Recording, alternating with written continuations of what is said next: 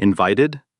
That was the word she kept turning over in her mind as she stood at the entrance of the Hargrove Medical Center's annual gala, watching the woman at the registration table look through her twice before looking at her. Not past her, through her. The way people look at furniture. Delia Morrow had driven 40 minutes through rain to get here. She had found parking 3 blocks away because the valet had waved her off before she even rolled down the window. She had walked those 3 blocks in heels that were sensible but not cheap, in a dress that was deep green and elegant. The kind of dress you wear when you want to be taken seriously without looking like you're trying too hard. She had an invitation. She had her credentials badge from the conference. She had, tucked in a small leather portfolio under her arm, the paper that had won her the Keynot slot at this very event. None of that was visible to the woman at the registration table. What was visible was Delia, 38 years old, brown skin, natural hair pinned back with a single gold clip, standing in line behind 2 men in rented tuxedos who had both been greeted by name. Name? The woman said, not unkindly, just efficiently, the way you owe someone what they'd like to order. Dr. Delia Morrow, Delia said. I'm on the Keynot list. The woman typed again, looked at the screen, typed a 3rd time. And you're with? I'm the keynote speaker, Delia said, for the Saturday session, 7:30. The woman looked at her screen one more time, the way people do when they're hoping the screen will agree with their instincts, and it keeps refusing to. Then she handed over a lanyard with a name badge and said nothing else. Delia clipped it on and walked inside. The Hargrove Medical Center's annual gala was the kind of event that looked effortless and cost a fortune. The venue was a converted textile mill on the east side of the city, all exposed brick and vaulted ceilings, and Edison bulbs strung in long amber lines overhead. Round tables with white linens, centerpieces made of white orchids, and something that looked like eucalyptus. A string quartet in the far corner playing something Delia recognized but couldn't name. She had been to places like this before. She had also been the only person in the room who looked like her before. Both things were familiar. Neither one got easier. She moved through the room slowly, not because she was uncertain, but because she was watching. That was a habit she'd built young. Growing up in a house where her mother cleaned other people's homes, and her father drove a delivery truck. And both of them believed, with a ferocity that bordered on religion, that their daughter would go to college, then medical school, then somewhere they had not yet been given words for. So Delia had learned early to read a room before she entered it fully, to catalog the exits, to notice who was looking and who was pretending not to. Tonight, most people were pretending not to. There was a bar set up along the far wall, and she made her way toward it, not because she wanted a drink, but because a bar is always a reasonable destination. You can stand near a bar without anyone questioning why you're standing there. She ordered sparkling water. The bartender, a young Latino man with kind eyes, handed it to her and said, "Great dress. Thank you," she said, and meant it more than he probably realized. She turned to survey the room. Dr. Conrad Ashby was the kind of man who had learned, somewhere in his 50s, that the best way to command a room was to move through it slowly. He was the chief of surgery at Hargrove Medical Center, had been for 11 years, and he wore that fact the way some men wear cologne. Constantly. A little too much. He was holding court near the centermost table, a cluster of department heads and board members arranged around him in the unconscious geometry of deference. When he noticed the woman by the bar, he noticed her the way he noticed things that didn't immediately compute. She was well-dressed, which registered. She was alone, which registered differently. She was black, which Conrad Ashby would never have said aloud, registered most of all. Not with hostility, he would have told himself, but with a kind of low-grade confusion, the confusion of a man who had spent 3 decades in rooms like this one and had a very settled sense of who belonged in them. He leaned toward the woman beside him, a hospital board member named Patricia Langford, and said quietly, "Do you know who that is? Near the bar?" Patricia looked. "No idea." Conrad studied the woman for another moment, the leather portfolio under her arm, the conference badge. He made a decision the way he made most decisions, quickly, and with the confidence of someone who had rarely been wrong in ways that cost him anything. He excused himself from his circle and walked over. Delia was watching a small disagreement unfold near the string quartet, something about a chair placement, from the looks of it when she heard someone stop beside her. She turned. The man was tall, silver-haired, with the particular posture of someone who had not carried his own luggage in a long time. He was looking at her with an expression she recognized immediately. It was the expression of a man assembling a theory. "Can I help you find something?" he said. The phrasing was precise. Not "hello," not "I don't think we've met." "Can I help you find something?" As though her presence in this room was a navigational problem he might be able to solve. "I'm fine, thank you," Delia said. She kept her voice pleasant. She had a lot of practice keeping her voice pleasant. "Are you with the catering team?" he said. "I think they've got a staging area through the back hallway if you—" "I'm a guest," Delia said. He blinked. Not embarrassed. Recalibrating. "Of course," he said, in the tone people use when they don't mean of course at all. "Conrad Ashby, Chief of Surgery." He extended his hand. She shook it. "Dr. Delia Morrow." Something shifted in his face, almost imperceptibly, but she had been watching faces her entire life. The doctor part landed. The doctor, he processed it, filed it somewhere, moved on. "And what's your specialty, Doctor? Morrow?" There was something in the way he said her title now, slightly exaggerated, that she recognized too. The overcorrection of a man who had just made an assumption and was now performing the opposite assumption to cover it. "Cardiothoracic surgery," she said. "Research, primarily." "Some clinical Hargrove?" "No, I'm here from Northwestern. I'm speaking Saturday." Another recalibration. Smaller this time, he was getting better at hiding it. "Wonderful," he said. "Well, enjoy the evening," and he walked away. Delia turned back toward the room. She finished her sparkling water. She set the glass down. She had 40 minutes before dinner service. She decided to find her assigned table. Her table was table 4, which she discovered was situated directly adjacent to the head table where the hospital's senior leadership would be seated. She found her place card, Dr. D. Morrow, between a cardiologist from Johns Hopkins named Dr. Terence Webb and an empty chair that, according to the place card, belonged to someone named R. Voss. Terence Webb arrived at the table a few minutes after she did. He was 60-something, wore a bow tie, and shook her hand with both of his in that warm, double-handed way that either means genuine warmth or long political experience. In his case, she suspected both. "Webb," he said. "Johns Hopkins. You're the Northwestern researcher, yes? I read your paper." She looked at him. "The one on biomechanical stress patterns in pediatric cardiac repair," he said, "published in the Journal of Thoracic and Cardiovascular Surgery last spring. Extraordinary work." "Thank you," she said. "I didn't expect anyone here to have read it yet." "Anyone who works in pediatric cardio has read it," he said, with the matter-of-fact certainty of someone stating a weather fact. "Or they will. Sit down, please. Tell me about the follow-up study. I've heard rumors." For the next 20 minutes, while the room filled around them and the string quartet shifted to something livelier, Delia talked about her research with someone who understood every word. It was, she thought, the best 20 minutes she'd had all week. Conrad Ashby returned to his primary orbit, the head table, the board members, the department chairs, and made his way through the pre-dinner hour doing what he did best, managing impressions. He was good at it. He'd spent decades calibrating exactly how much warmth to dispense and to whom, how to make each person feel briefly, valuably seen. He had mostly forgotten about the woman at the bar. What he had not forgotten quite was the way she'd said cardiothoracic surgery.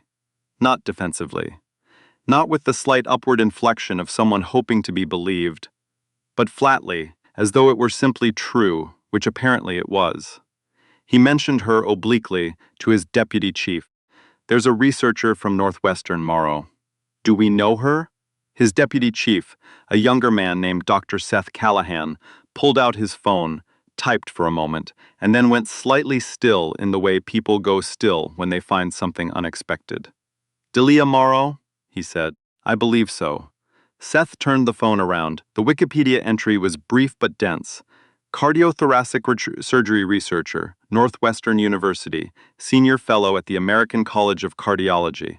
A list of publications, a list of grants, and at the top, in the summary paragraph, a line that read, "Her 2025 paper on adaptive surgical techniques in pediatric cardiac anomalies is currently under review as a potential revision to the ACC-CACHA clinical guidelines." Conrad looked at the screen for a moment. Then he looked across the room to Table 4, where Delia Morrow was laughing at something Terence Webb had said, her head tilted back slightly, entirely comfortable. He looked at the phone again. He said nothing. Dinner was served. The room settled into the particular hum of a formal dinner going well. Silverware, conversation, the low percussion of glasses. Delia ate and talked and listened. The empty chair beside her, R. Voss, remained empty through the soup course and the salad course and into the main. By the time the entrees arrived, she had almost stopped thinking about Conrad Ashby. Almost. Because he was at the head table 12 feet away, and he was not looking at her the same way he'd been not looking at her before. Earlier, his not looking had been the ordinary non-attention of someone who has decided someone else is not worth his attention. Now it was different. It had the quality of deliberate avoidance, which is its own kind of attention. She recognized this too. She ate her salmon. She answered a question from the woman on Terence's other side about her research funding. She did not look at Conrad Ashby. The program began at 8:15. The hospital's board chair, a compact woman in her 60s named Helen Forsyth, welcomed everyone with the practiced ease of someone who had given this exact speech in various forms for 15 years. She thanked sponsors. She acknowledged staff. She talked about the year's milestones in language that managed to be specific enough to sound genuine and vague enough not to mean anything. Then she said, "Before we move into our keynote presentation, I want to take a moment to recognize the reason we structured this year's gala the way we did. Many of you know that Hargrove has been working to establish a pediatric cardiac surgery center, a dedicated facility, one of only a handful in the region. What makes that possible, in no small part, is the research that has been coming out of Northwestern over the past 3 years. And so it is my tremendous honor to introduce the physician whose work has genuinely changed the way we think about what's surgically possible in pediatric cardiothoracic care. She will be delivering the keynote tomorrow, but we wanted tonight to be a moment of recognition as well." Helen looked toward Table 4. Dr. Delia Morrow. The applause started at Table 4, where Terence Webb began clapping immediately and enthusiastically. It spread outward.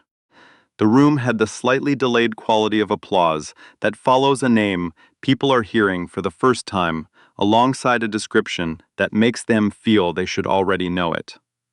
Delia stood. She nodded once, the way she'd learned to accept recognition, fully, without the apologetic half-bow that women learn to perform and men rarely do. She sat back down. At the head table, Conrad Ashby was clapping. His face was composed. His eyes were fixed on the board chair. He did not look at Table 4. Coffee and dessert came.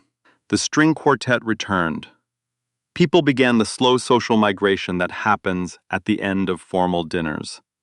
The gravitational drift from assigned seats toward the people you actually wanted to talk to.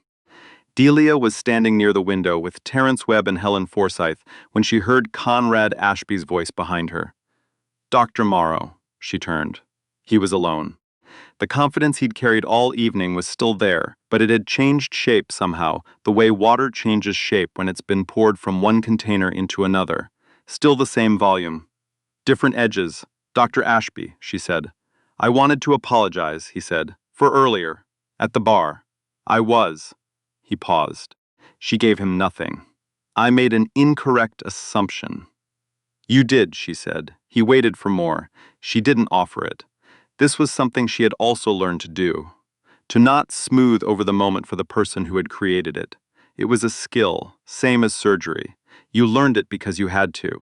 I hope it didn't, he started. It didn't ruin my evening, she said, which was true. It was a data point. He blinked. I'm sorry? Every room I walk into, I'm collecting data, she said, not unkindly, but not gently either. How long before someone assumes I'm staff? Whether it's one person or several. Whether they correct themselves when they find out they're wrong, or just go quiet. You corrected yourself. That's something. He didn't seem to know what to do with that. Most people didn't. For what it's worth, Terrence said from beside her, the timing's so smooth it might have been rehearsed. She's been collecting that data for 38 years. Some rooms are better than others. Conrad Ashby looked at Terrence, looked at Delia, looked briefly at his own hands. I understand, he said finally, which she doubted. But she gave him credit for saying it. He extended his hand. She shook it. Steady, brief, entirely on her terms. The keynote the next morning was standing room. Delia stood at the lectern in front of 300 clinicians, researchers, administrators, and residents, and she did not speak in the careful, hedged language of someone hoping to be believed. She spoke the way her mother had always told her to speak, like the answer was already settled, and the only question was whether the room was ready to receive it. She spoke for 52 minutes. She had prepared for 60. She cut 8 minutes because the audience was ahead of her, and she knew it. She showed imaging from 14 patients under 4 years old. She walked through the biomechanical modeling that had taken her team 2 years to build.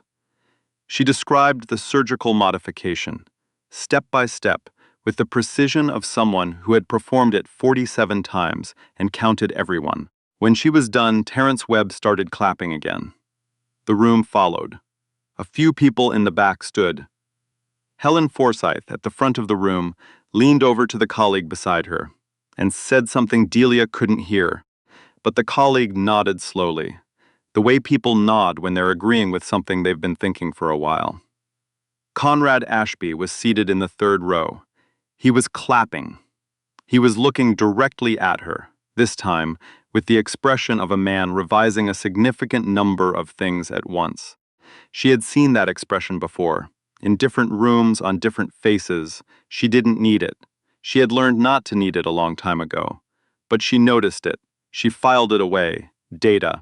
After the session, a line formed, the way lines always formed after talks like this.